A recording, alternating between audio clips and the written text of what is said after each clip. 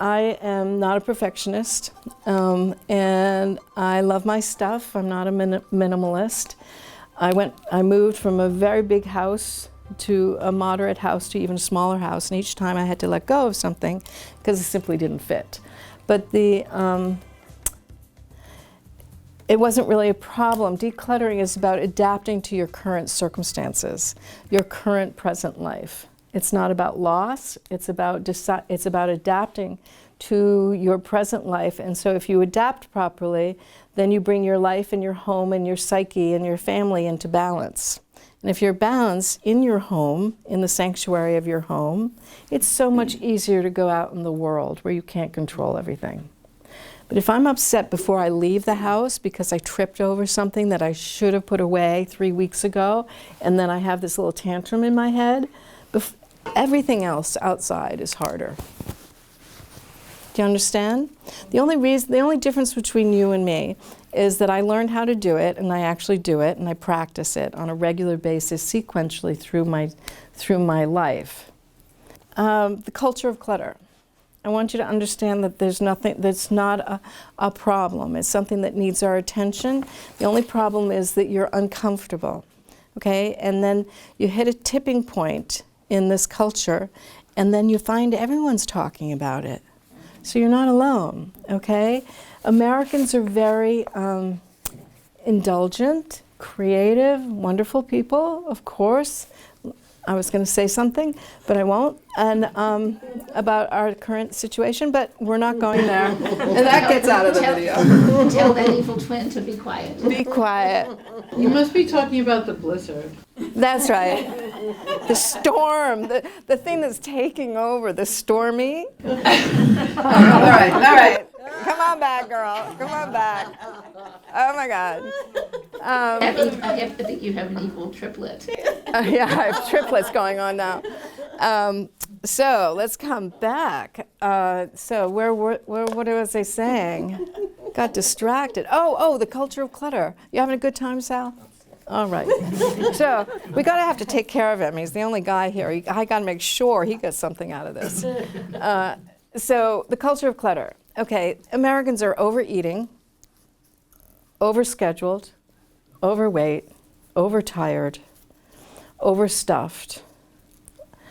We just overdid it for the past 2 or 3 decades. And we're kind of like teenagers. We're actually a very young country. And we're kind of a little like, don't make me, I have to, or I want everything. And then you have a culture that teaches you you can do everything or anything if you put your mind to it. And we have no sense of proportion of what we can really handle. And that's why we're so very tired or overdrugged with medicine, or we're trying to compensate.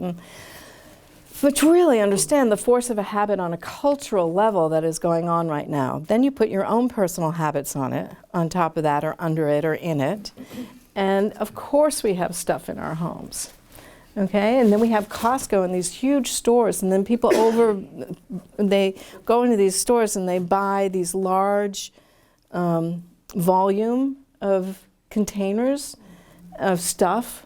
Like instead of just 1 container of paper towels, they buy 3 because they're on sale, and then they come home and they have to find a space that's like this big.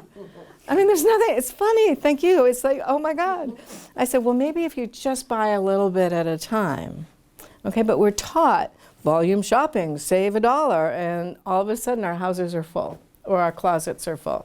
So there's a culture of clutter. Now, I do a weekend workshop on the culture of clutter, so that was a bit of a sketch. The storage, so you have too many stuff in your house, and then we go buy storage units or rent storage units. That's like a $21 billion business, storage units. The amount of storage units in this country cover New York City square footage. Okay, and they're taking up secondary roads wherever we go. So you can go rent a storage unit, or you can learn to actually respect and honor your container, your body, your home, your closet. Okay? So decluttering is not about getting rid of stuff. It's about honoring and respecting and appreciating what you have now and taking care of it. And you get to keep what adds value to your present life.